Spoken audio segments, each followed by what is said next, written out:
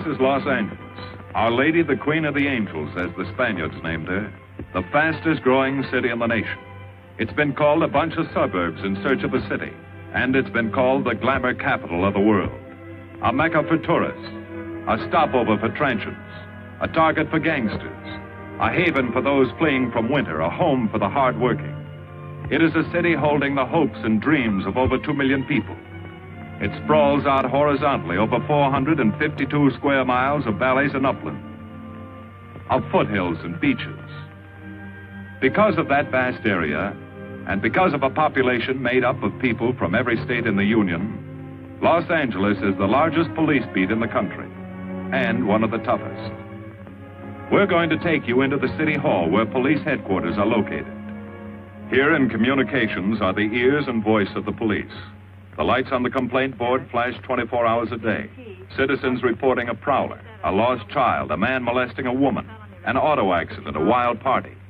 Spend an hour or two here and you will think the whole city has gone berserk.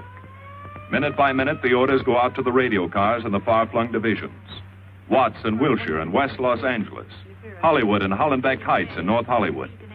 The work of the police, like that of woman, is never done. This is the case history of a killer, taken from the files of the Detective Division. The facts are told here as they happen. The story properly starts here in Hollywood Division headquarters at 1 o'clock of a June morning last year. Officer Robert Rawlins had finished his tour of duty and signed out. It had been a tough day. He'd be glad to get home. His wife would be waiting up for him as she always did.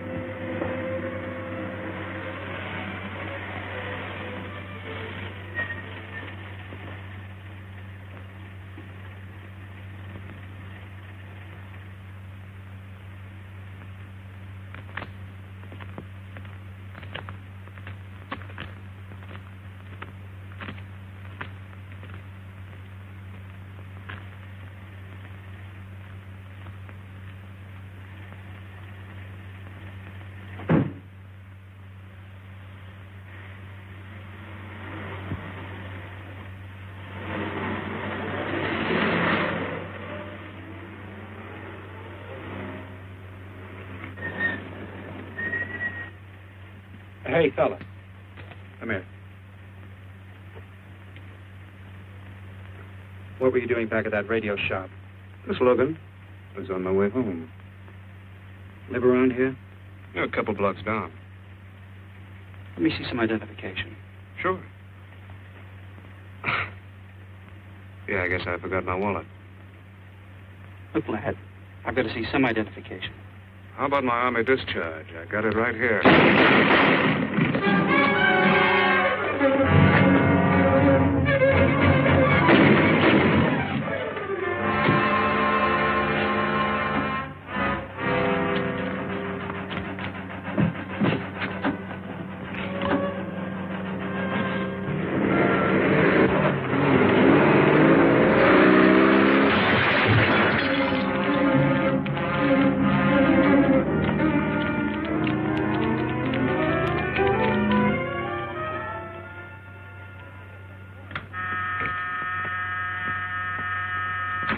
Department, Operator 27.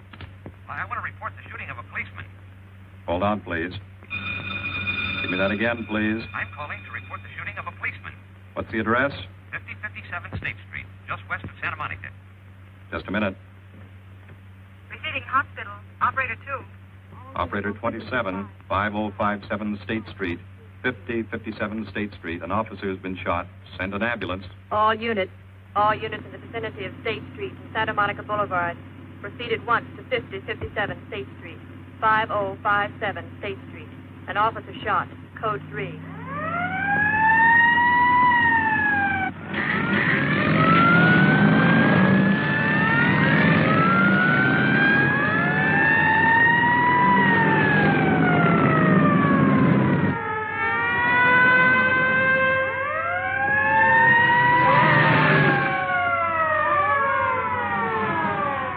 To Control 1. Control 1 to 80K. Go ahead. This is Breen. Instruct homicide to throw out a dragnet and pick up all suspicious characters in the area of the shooting. Also notify Sergeants Marty Brennan and Chuck Jones to report to me at the scene of the crime. Control 1 to 80K. Roger.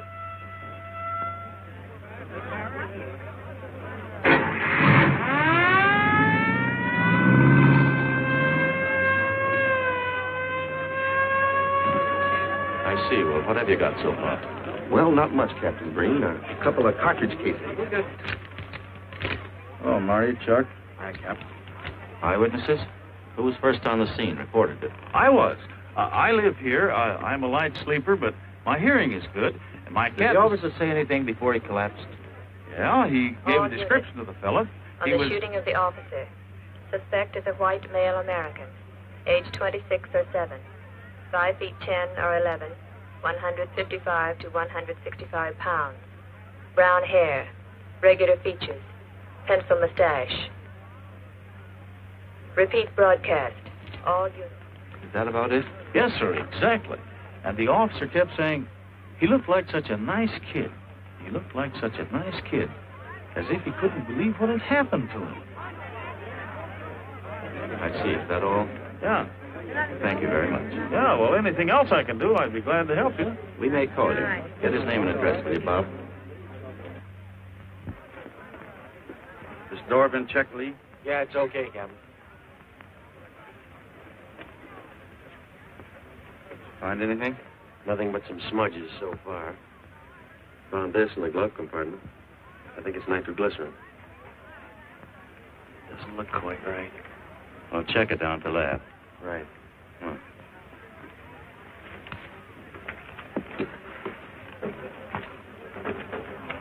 Open this up, Joe. No key, Captain. I'll try it open. Give me that bar, Frank.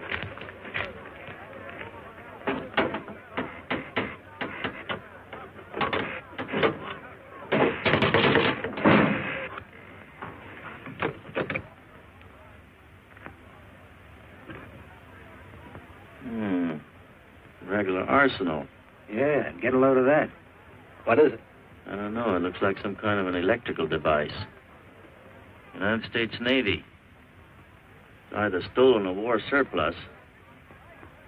Send all this stuff down to the lab and check the serial number on that Navy equipment. Yes, sir. Captain Breen. We found these in the weeds over by the radio store. What do you got? A pair of cloth gloves, Captain. Well, he thought of everything, didn't he? All right, give them to one of the technicians. Yes, sir. Marty, you and Chuck come along with me. Let's go downtown and see what they picked up in the dragnet. Right.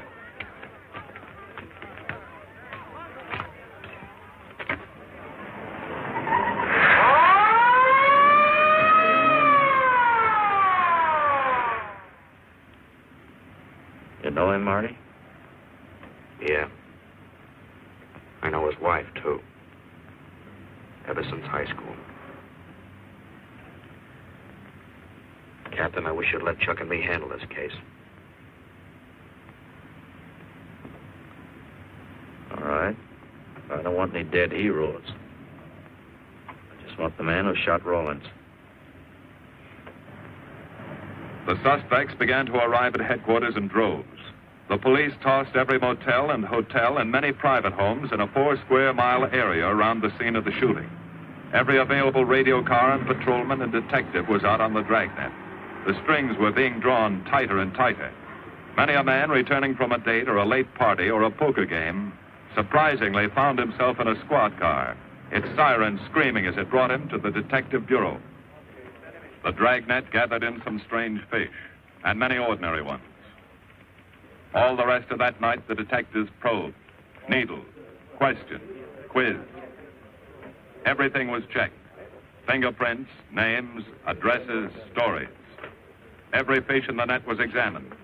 Most of them thrown back into the sea, not worth keeping. Except a few parole violators and slightly shady characters whose stories needed a lot of verifying. I wasn't prowling no cards. Just taking a walk, getting in condition. You were running when the radio car picked you up. Yeah? Maybe that's why the guys call me Punchy. He's got a point there. 2 felony convictions, no warrant, no warrant. He's on parole. Book him, violation of parole. Let's have the next one, Joe. What were you doing in that vacant lot? The vacant lot. Lot? What were you doing in it at that time of night? Niệm bố mình cũng cho lo ngồi ngồi siêu nổi là ngồi ấy sang tập cái nền bìa lúc dưới lại của ngồi sinh thành nhé ngồi thành ca giờ tôi lừa đảo ra sang gì. You say your name is Ralph Henderson. So what? Well, it's a funny thing, Ralph. There's a guy around this town that's been wearing your fingerprints. Only his name is Pete Hannon. Okay. So I'm dead. So what's one more confession in my life? Now you're talking, Hannon. Okay, Andy. Oh, Harry. What have we got here? Oh, some robbery suspects. Candidates for San Quentin. Handsome here is the big shot. He runs the outfit. Have a gander at his record. Car theft, escape from reform school, robbery, assault with a deadly weapon. Not bad. Look at the heater we found on him. German Luger, fully loaded. Redhead here tried to carve up one of the arresting officers with this pretty toy. Nice boys. By dawn, many minor wrongdoings had been uncovered, and a few incipient felonies. The checking of the suspects had been thorough, painstaking, and tedious. But all the work was for nothing. The man who had shot Officer Rollins was not among them. He remained no more than a description, a shadow of a man, mysterious, elusive, deadly, hidden away somewhere in the vast city. As for Rollins himself, he couldn't help. He was in a coma at receiving hospital. Mrs. Rollins waited out the long, tense hours while her husband fought to live.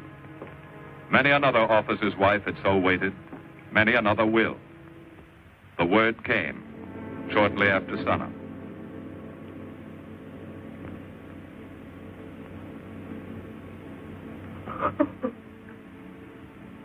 Oh.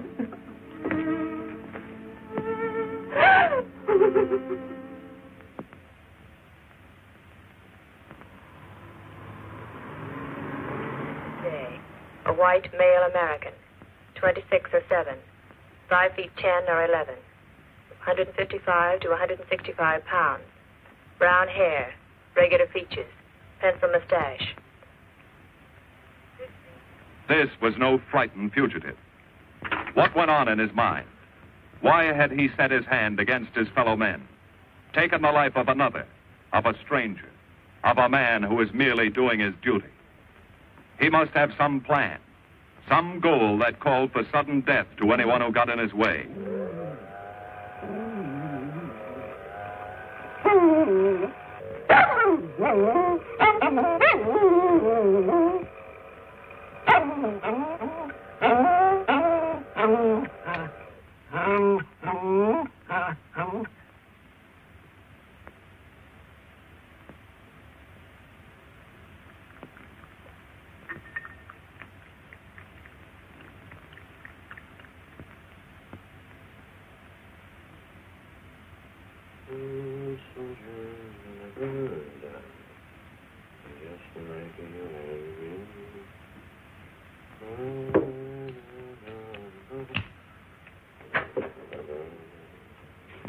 Good morning, boys.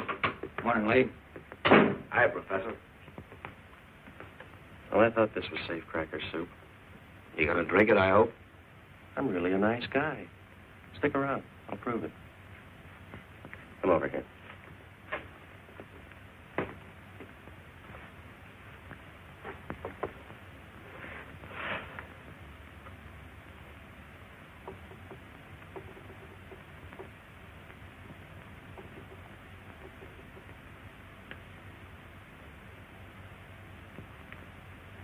Hold this for me, will you, Chuck?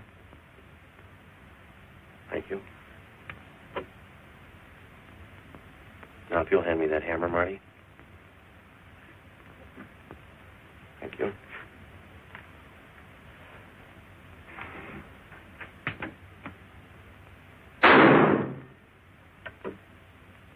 Yeah. Nitroglycerin. I didn't ask for a collection of fingers, just fingerprints. All those nice fingerprints on the car belong to the man it was stolen from, Cap. Nothing on the guns or picklocks?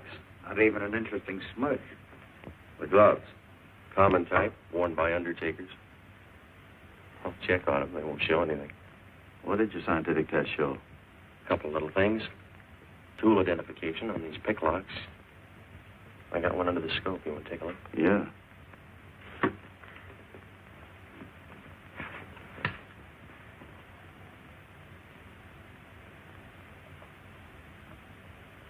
Take a look. I see. Well, it seems to tie the tool up with the lock. If that microscope could only tell us who did it. I'm working on that. No, only an amateur would carry that liquid dynamite in a car. This boy's no amateur. Took the precaution of desensitizing it so it'll take normal shock. Took a lot of other precautions, too. No fingerprints, no identification, nothing definite. Except he's scientific. Knows electricity. Is inventive. Yeah. And happy on the trigger. This is Captain Breen. Get me Captain Stevens at burglary, will you? I hate to disappoint you, Lee, but I think you've come up with something. Hello, Steve. How are you? Did your daughter's marriage come off all right? Good. Look, Steve, on those burglaries of electrical equipment lately, were there any where picklocks were used to gain entry? Good. Well, let me know if there's another report of one, will you? I've got an idea the Rawlins killer may be tied in with those. Fine. And give my regards to the newlyweds, too. So long, Steve. Well, what are you waiting for? You've got a job, haven't you? Get going. Yeah, let's go, Junior. Hold this for me, will you, Lee? Thanks. And so, with no fingerprints and only a vague description to go by, Sergeant Brennan turned to the modus operandi file. A criminal, like any human being, has his own habit patterns, unconscious traits that can lead to his downfall.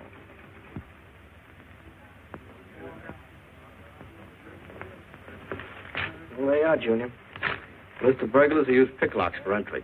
Oh, great. This narrows it down to just a couple of hundred suspects in this area. Give me a match, will you?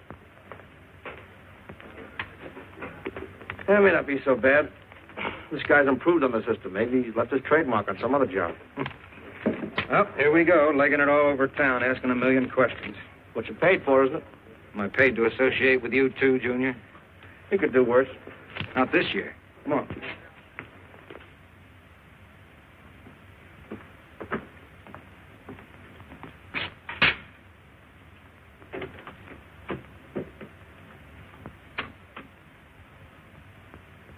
Car 12, car 12, in the 10,000 block on Mississippi. A 394-15 disturbance.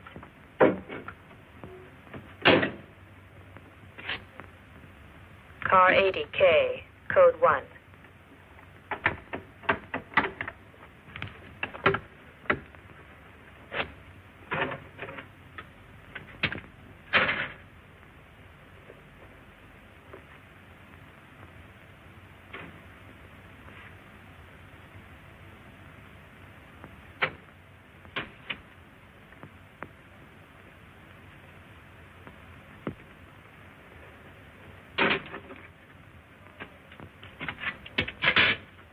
All units.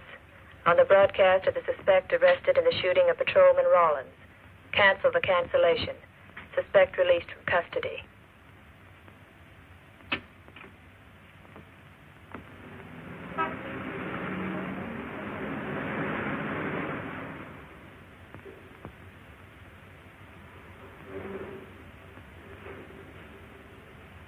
Oh, hello, Mr. Martin. You find Mr. Reeves in the machine shop.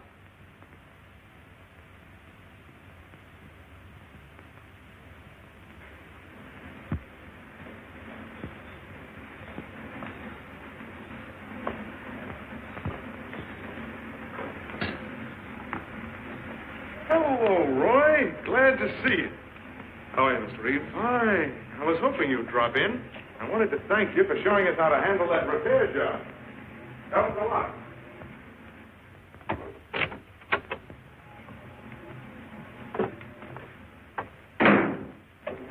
Oh, what have we got this time?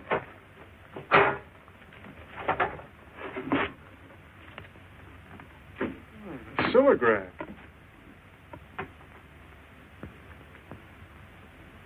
Well, there are plenty of these around, Roy. Not like this one. Yes, I see. I suppose, as usual, you've added your own improvements. You know, it seems wrong that a man of your talents should bother consigning equipment for rental. I'd like to see you devote yourself entirely to experimental electronics. It'll come one day. I'll have a place like this. Well, why wait? I've got a pretty good setup here. I have modern equipment to work with, a lab, and my confidence. Thanks, Mr. Reeves. I have other plans. But, Roy, you can't tell where it'll lead. Might even work your way around to a percentage of the business. I like it this way. You just rent out my equipment. All right. All right. But if you should change your mind. I'm not likely to change my mind. I suppose you want me to set this up for rental, too. Mr. Reeves, you've already got 5 pieces of my equipment. And you'd like to know what results I've had from the rental so far, Well, I can't say as I blame you. I think you'll find this satisfactory. Satisfactory. Goodbye, Mr. Reeves. And you'll come back again soon, won't you? Sure. Oh, incidentally, how's that television projector coming along? The one you said would reflect a 12-foot image. Still working on it. I just wanted you to know I've already set up a rental on it. In fact, I think they'd like to buy. It'll come pretty high. Oh, money's no consideration with this customer.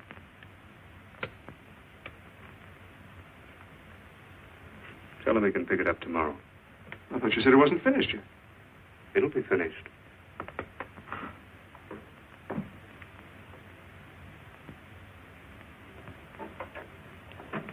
It uses an image fixer and then projects by ordinary incandescent.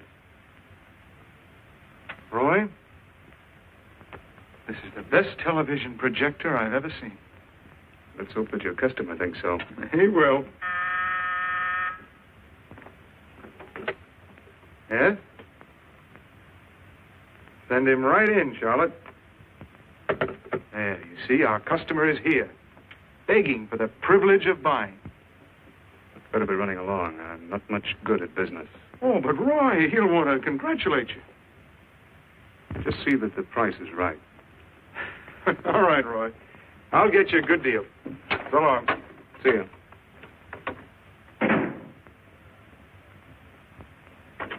Well, Mr. Dunning, come in. Isn't it a beauty?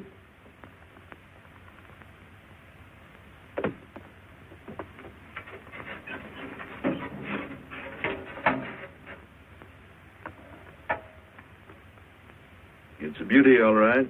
You like it? I certainly do like it. You see, it's mine. What do you mean? Let me have it, please. I built it. Spent years on it. Oh, you must be crazy. Roy built this machine himself. Your friend's a crook, Paul. You've been taken in. Hello? Give me the burglary detail. Dear Jim, regarding your inquiry on a .38 caliber Smith & Wesson revolver, oh, come in, boys. Burglary detail just sent this report through. It's a man named Dunning reports tracing a stolen television projector to the Reeves Electronics Lab. Think it's a tie with the Rawlins case? Well, take a look at this fellow Reeves and see what gives. I'll notify burglary. We're following up on it. Right. Come on, Junior. What else did he place with you for rental? Oh, a number of things. All war surplus that he bought on his veterans rating. Oh, is this more of his equipment? Yes. Yes, he left it here on consignment. I'm sure that Roy can explain everything. Well, maybe he can, Mr. Reeves, if you'll tell us where he lives. But I don't know. Mr. Martin's on the phone, sir. I'd better talk to him. I think so, Mr. Reeves. I'll take it in the superintendent's office.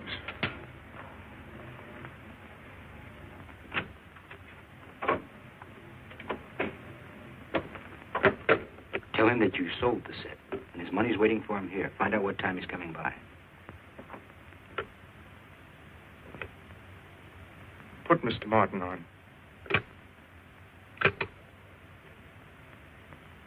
Hello, Roy? Yes, I've sold it. Your money is waiting here for you. Yes, I'll be working late tonight. What time will you be by? First thing in the morning. Well, maybe you better come in tonight, Roy. A couple of things I want cleared up. Like what? Oh, technical things. Besides, I don't like to leave the money in the plant overnight. How about 8:30? Fine. I'll see you then. I'll leave the front door unlocked.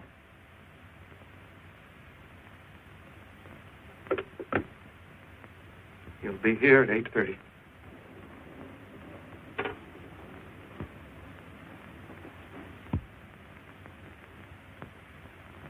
Well, I'll just run along home and get some dinner. We'd like you to stay too, Mr. Reeves. Why? For company. You want to cooperate, don't you, Mr. Reeves? Certainly. Good. Now, you just wait in your office. We'll be around. Very well. This way, gentlemen.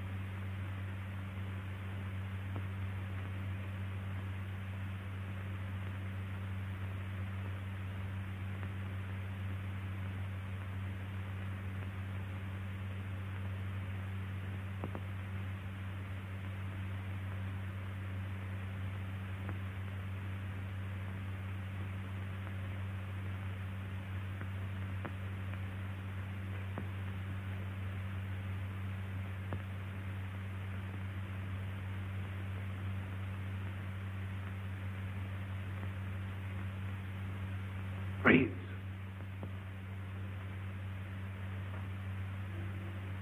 That you, Roy?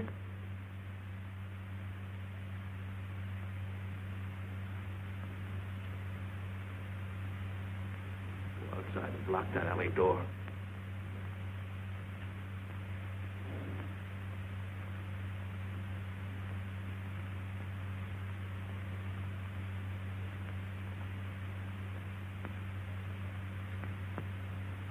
Where are you, Roy?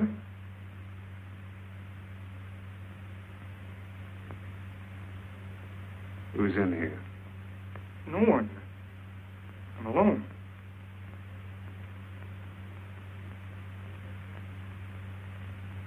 Come on in. I've got your money for you. Bring it out here. All right. Just a minute.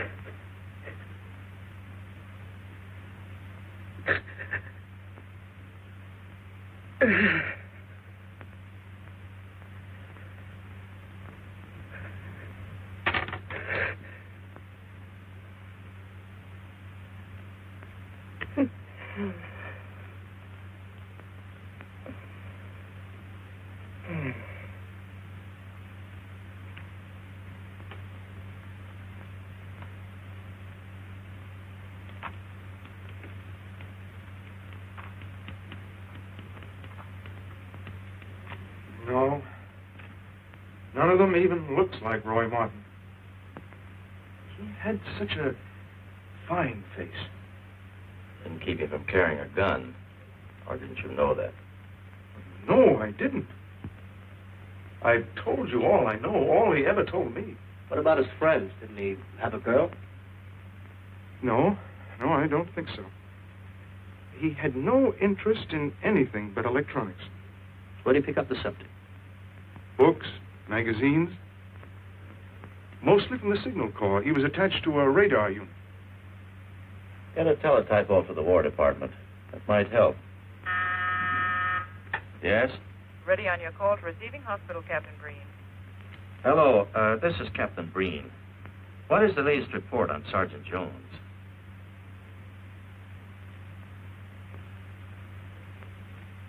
I see. Well, let me know if there's any change, will you? Thanks. Chuck's in pretty bad shape, Marty. He's paralyzed. May never walk again.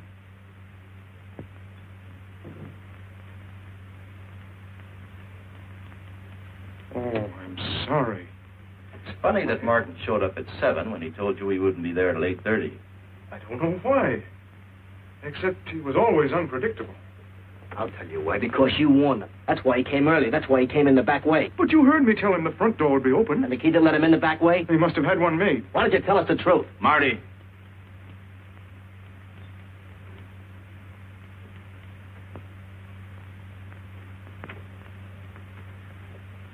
Now, look, Paul. You can make it a lot easier for us to believe your story if you'll just give us some facts. Something that might help us. I told you all I know. I've been gullible, all right, letting him make a fool of me. But I'd do anything to make up for what he did to Detective Jones. Sure you would. You can go now.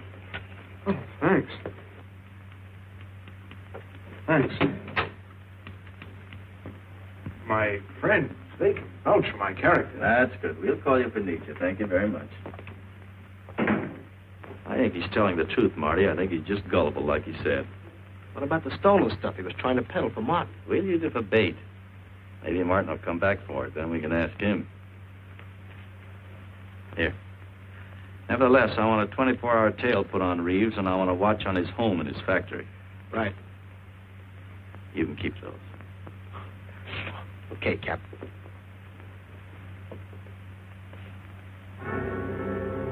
And now the killer changed his tactics, his modus operandi. It would baffle the police. They always expected burglars to remain burglars, not go in for stick-ups. They'd never tie this up with him. So wearing a variety of disguises, coming and going like a shadow, ready to kill if cornered, he struck the bottle stores in a one-man blitz that had the robbery detail dizzy.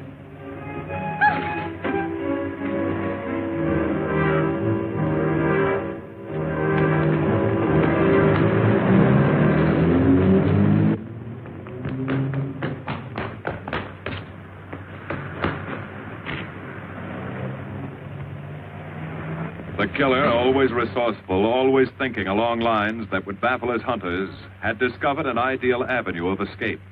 Under Los Angeles is a vast and intricate system of huge storm drains built to siphon off the flash floods of the rainy season. Many of the tunnels are large enough for 2 cars to drive abreast. Here were 700 miles of hidden highways, ideal for the use of someone who needed to hurry from place to place without being seen. Ideal as a hiding place for guns and supplies in case of emergency. What is it, Lee? Well, the reason I asked you to come over is I think I've hit on something. An identification? No, not quite, but a tie-up. Now, these are the shells from the gun that killed Rawlins. These were fired in the liquor store holdup in which the bandit got away. And these were fired at Chuck. Now, as you know, every ejector, even in guns of the same model and caliber, is different. Each one leaves its own markings on the cartridge casing. Now look at these fine striations, this deep gouge. The same on all 3. In other words, the man who killed Rawlins and the man who shot at Jones and Brennan, the stick-up who's blitzing the liquor stores are all the same man. Right. All we need to know is what that man looks like. Get me Chandler in robbery, will you? I've got an idea about that. Also, it'll give us a chance to see if Reeves is on the level with us. Steve, Breen, about those blitz holdups you're on. Round up all the victims and have them down here tonight, will you? Oh, it's just a little scheme. Thanks, Steve. That's good. Now sketch another one of the same type, only this time thin it out a little, huh? All right. Hi, Lee. How's it coming? We ready for tonight? We'll be ready. Think it'll work? It should. When'd you get the idea? From a kidnapping case in Chicago. But I thought these slides might be an improvement over the method they used. Could be. Captain thinks so.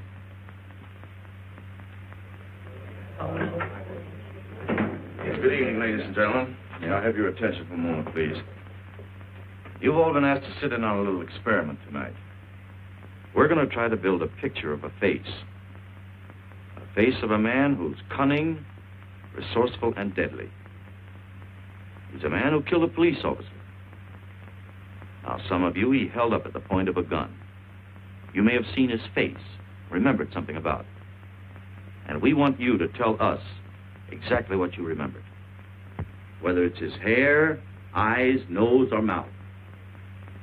And we're going to try to put those pieces together so that they add up into a picture of the face of the man we want.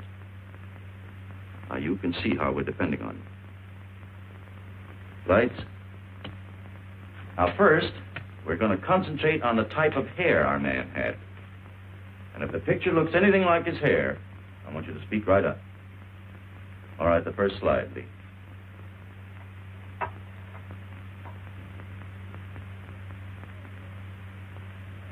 His hair had waves in it, well groomed. That's the idea, Miss Smith.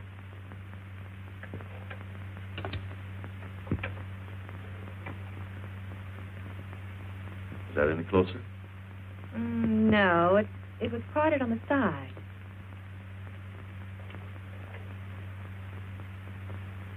Oh, that's more like it, except it was thicker.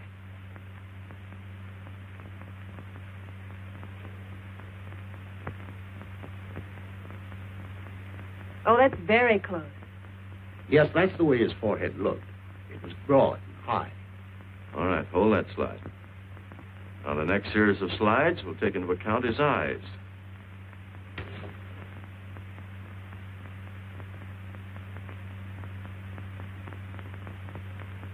Oh, 1 minute, please. Wait, 1 minute. His eyes were a little like that. Maybe a little smaller, like beads. Go on, Lee.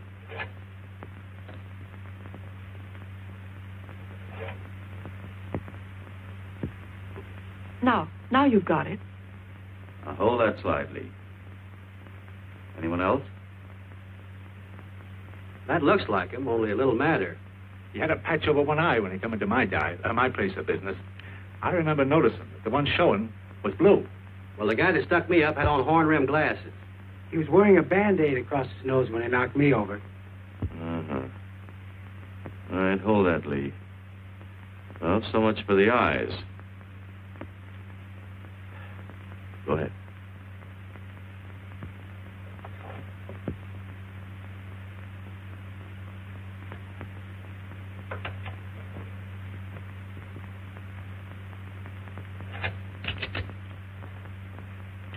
Señor Capitán. Yes, Miss Montalvo? Ay, ¿cómo se dice en inglés? A sus órdenes, señorita. Ah, qué bien. En este bandido, la nariz fue chata, como aquella, pero un poco más chata y más ancha. Like that, Captain, but more snub, wider. Try another one, Lee. Como aquella, casi la misma. She says that's about it. Thank you very much, Miss Montalvo. Get Reeves. Any more comments? That's pretty close, all right. Pretty close. Perfect. All right, now we'll start on the mouth and chin. The next series, Lee. I think his lower lip stuck out more. The mouth was thin and mean, like it never laughed. Go ahead. Something like that, but thicker lips. There. That's it. That's him. All right, now hold that right there, Lee. Oh, come in, Mr. Reeves. Good evening, Captain. Did you ever see that face before? Why, it's Roy. Except for the hair being a little lighter and the eyebrows heavier. It's Roy. You're sure? I'm positive I'd know him anywhere. Lee, I want to retouch the photograph. Now lighten the hair and give more body to the eyebrows. Right. Lights. That's all. Thank you very much. You've been a great help. It's positively amazing how you found out what he looked like. Well, we're looking for an amazing criminal, Mrs. Johnson. Thank you and good night. Good night, Captain. And so the face of the unknown killer, built up from fragments of evidence, was sent out all over the country. To chiefs of police, to sheriffs, to county constables and county jailers, to the wardens of prisons, to all postmasters and postal inspectors, to the agents of the Treasury Department, to the FBI. They showed that picture to the inmates of jails and prisons, to men with a wide acquaintance among the cat burglars and the violence boys. Informers and conmen and sharpshooters were quizzed, those on the fringe of crime and those deep in the rackets. Many wanted to help. Nobody could. No one in the underworld recognized that mysterious face. He was as unknown as if he had lived in the 16th century.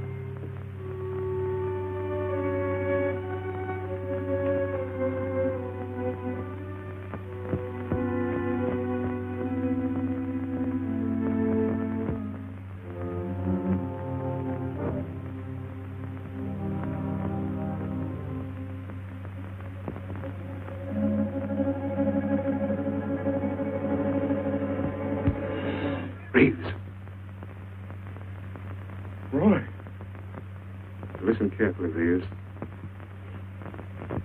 Control yourself. I know you're alone in the house. Act like you're alone. Cops are watching every move you make. The police here? I got you staked out like a muskrat hide, watching you around the clock. Here at your plant, tailing your car. Sit in that chair. Pick up 3 books.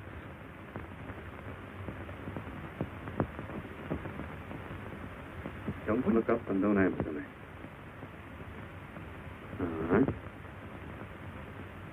So glance at the book.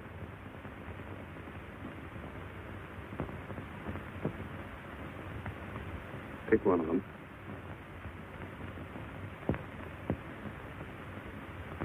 Okay. Now that's the book you want to read before you go to bed. Now, get up and turn off the lamp.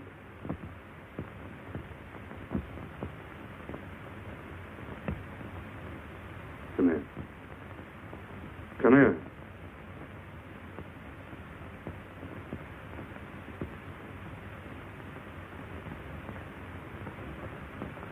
Go in the den.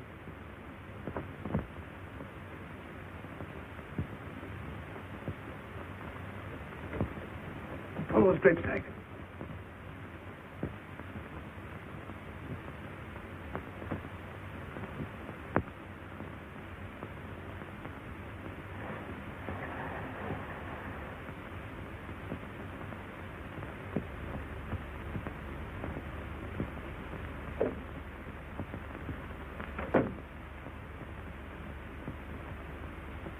Get away from him.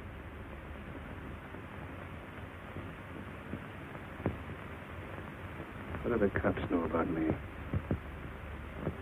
Not very much, Roy. No fingerprints. They haven't even got a picture of you. They're trying to make one.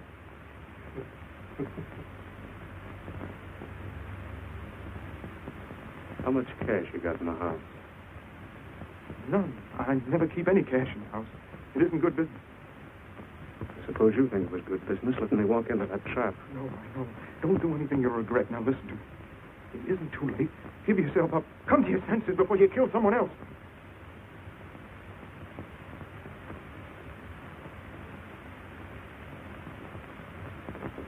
What do you mean, someone else? What do you mean? Nothing. The 2 officers, they said one of them might die.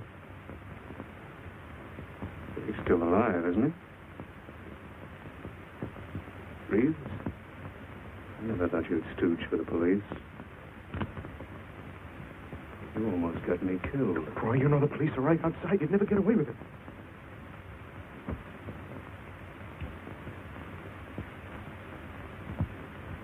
That's right. Now you're being sensible.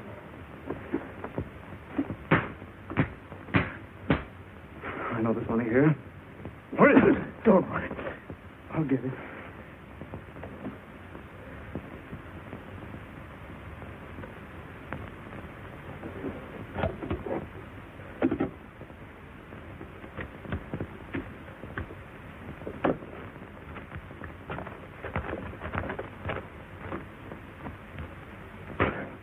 It's not enough.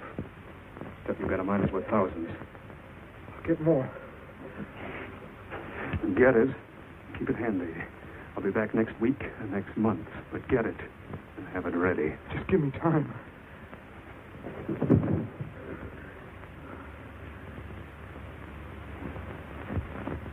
Oh! Look, I don't want policemen outside my house following me around. That's what made Roy suspicious. I'm leaving in the morning. I'm afraid I'll have to disappoint you, Paul. Unfortunately, you're our bait. I won't do it.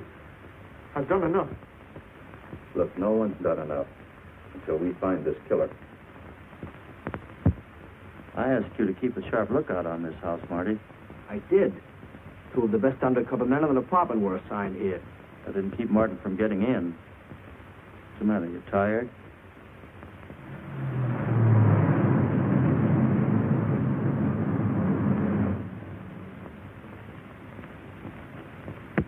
You got any idea how long you've been on this case, Marty? Months. enough to have come up with something by this time.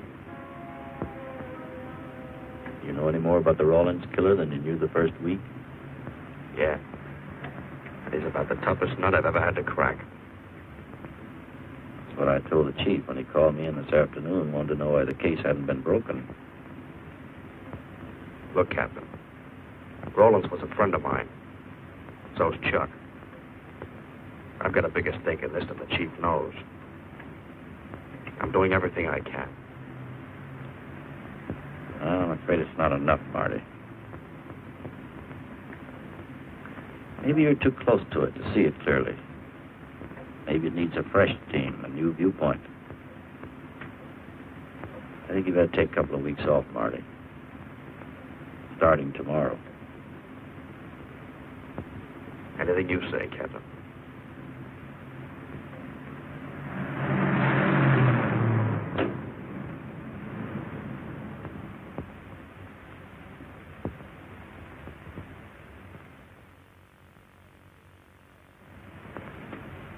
Hiya, Marty.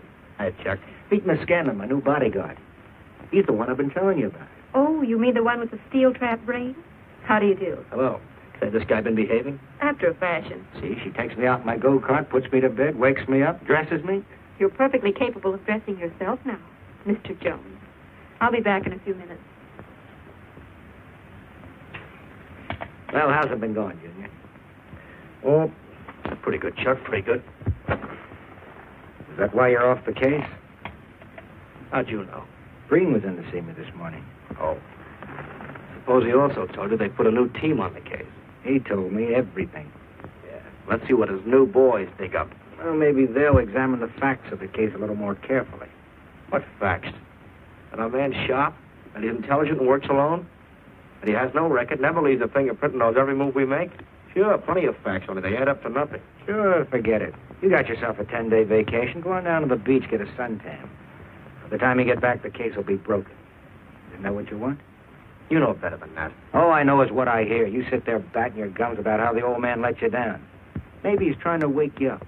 He's got a funny way of showing it. There you go, flying off the handle. Always taking things for granted. I wish I could get up and boot some sense into you. He knew what this case meant to me. He still does. That's why he's trying to get you mad enough to do something about it. You don't really figure that's his idea, do you? I know it is. Ah, it's a tough case, Chuck. Not an angle, nothing to go on. You'd know what I meant if you were out working with me.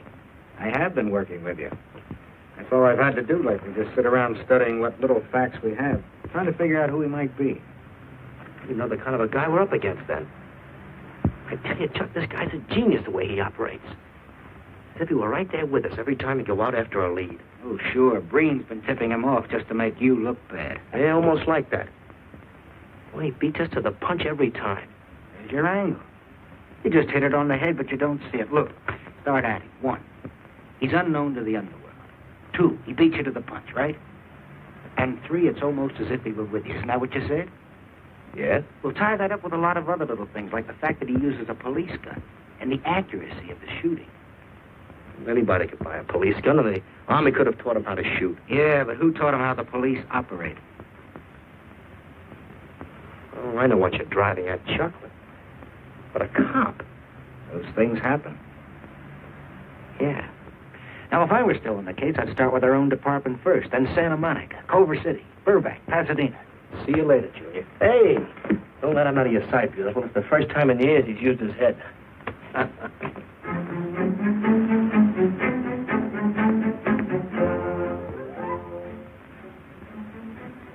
But you get a print of every mug we take. We always send L.A. a copy, Sergeant. It's personnel photos I want. You mean of our boys? That's Roland's killer, isn't it? That's right. You've checked your own department. We did that first.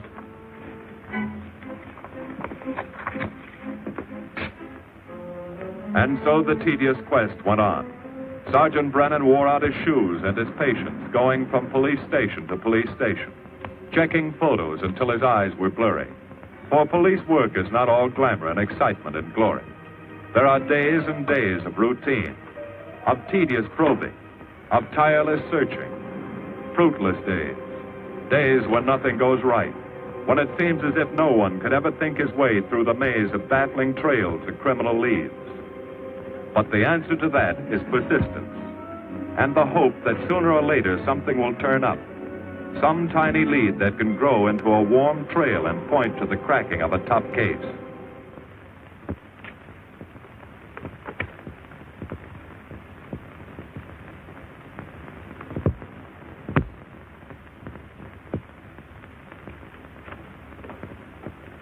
Well, that does it, boys. Can't say I'm sorry you didn't find him in here. I'd hate to think it was a cop. Doesn't seem to be anybody. Just a lot of pieces of a face that never existed. Do you mind if I see that again? Sure, frame it. Put it on your dresser. Wait a minute. He wasn't a cop. He was a radio technician right here in our dispatch office. What did you say? I'm saying he worked here in 42. Well, come on, give. I remember the kid well. He was sort of strange, never bothered with anyone in the department, just kept to himself. But he was in line for promotion when he was drafted. Where was he living at the time? I don't remember. Try the dead files. He never asked for his job back after the war. I remember writing to him about it, though. He was an excellent worker. Oh, yeah, here we are. Yeah, this is it. Took a while before he answered, but like he says in the letter, he wasn't interested.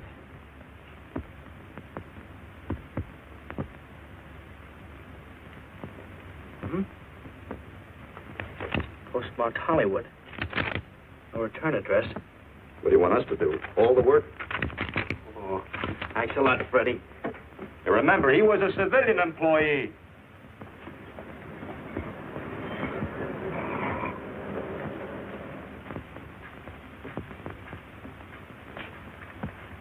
Well, how about it? Anybody recognize him? Not on my route. I never saw him before. Yeah, okay, fellas, thanks very much. I thought for a minute...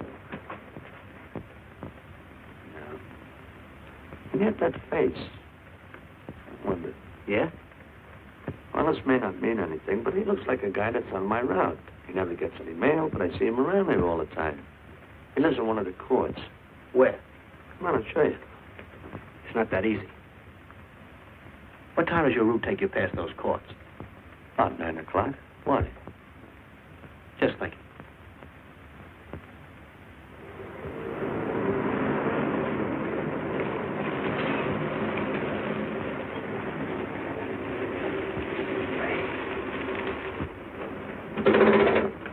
You got any chocolate milk?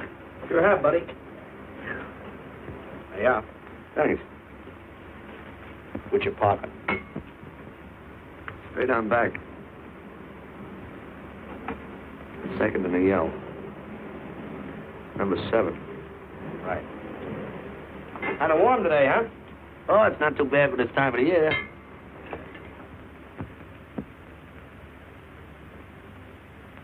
Good morning. Morning. Your mules are out, aren't you? Yeah, substitute. What happened to the elephant? Sick. Oh, what's the matter with him? I don't know. I catch everything. Hear about it in the radio, and next morning I got it. Too bad. You aren't very social. The regular fellow always stops and talks to you. Sorry, Letty, I'm a little late this morning. I was hoping maybe you could help me. There's something very funny going on in this court. Yeah? I was scared to go to the police with it. I thought maybe I might be poisoned. What? Yeah. By the manager. She's a witch. She's a what? A witch. She puts poison in my milk. Oh, I see. Look. You switch the bottles when she isn't looking, see? Drink our milk. Then you'll be safe, right?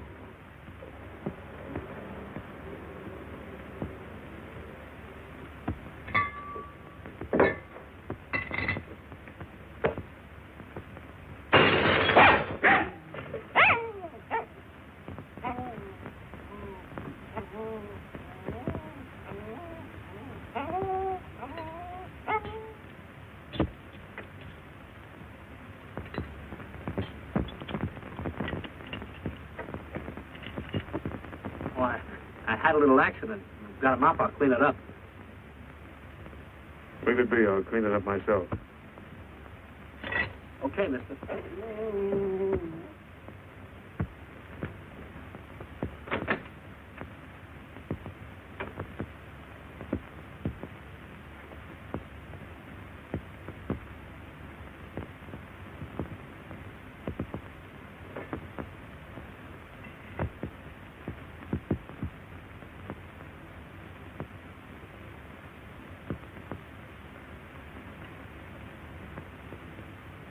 The place is called Bellevue Court. I drew this from memory, but it's pretty close. That's where he's hiding out, right there. You sure he's our man, Marty? Captain, I couldn't go wrong on that face. He's our man.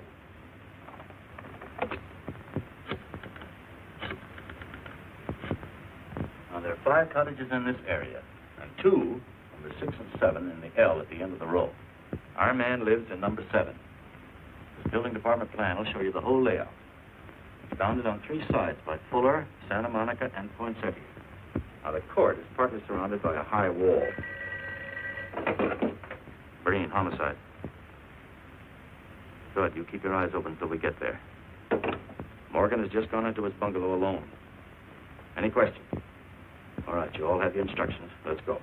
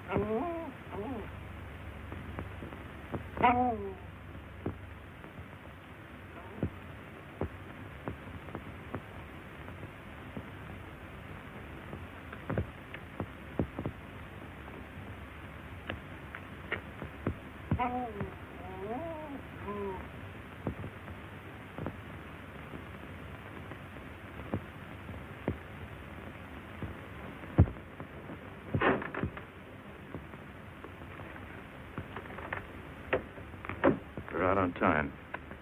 Wait 5 minutes. Go around and block the side entrance. Keep your lights off.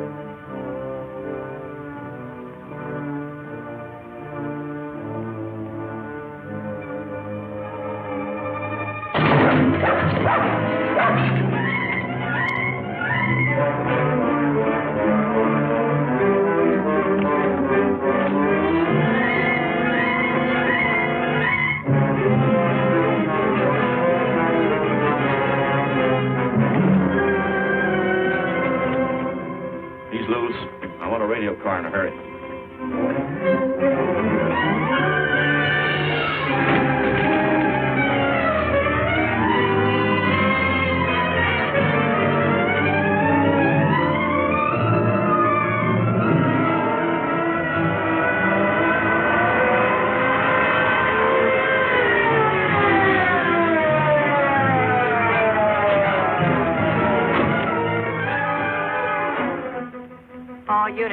All units in the vicinity of Santa Monica and Fuller. The murder suspect in the Rawlins killing is at large.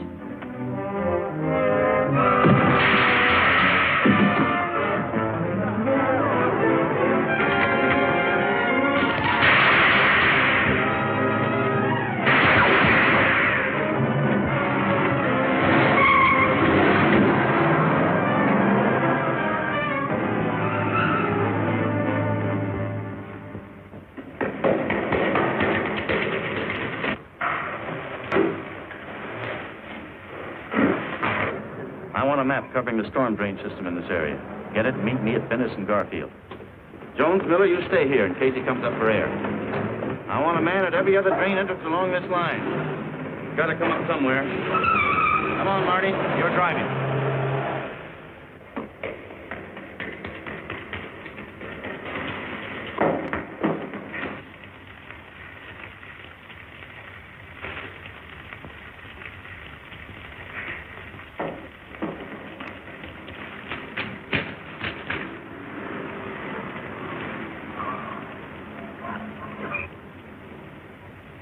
Keep this drain covered.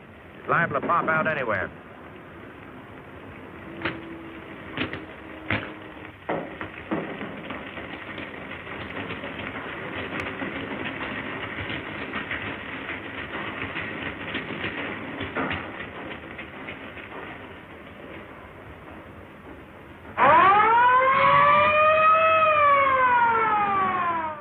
Why Venice and Garfield, Captain? It's the main intersection of the system. We can head him off that way.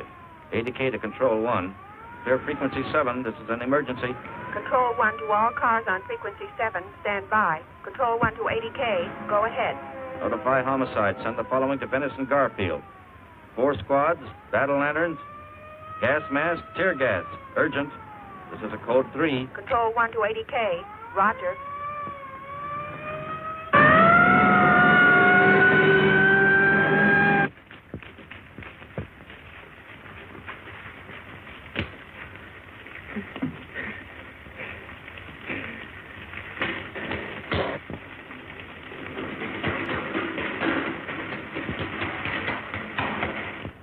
probably head down this main drain to where it comes out at the Rio Hondo.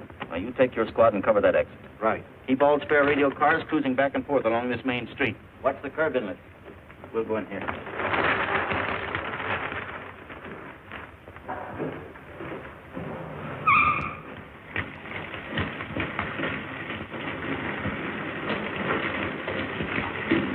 Any sign of him? No. And we've searched every foot between here and the Rio Hondo outlet. And he must be up ahead.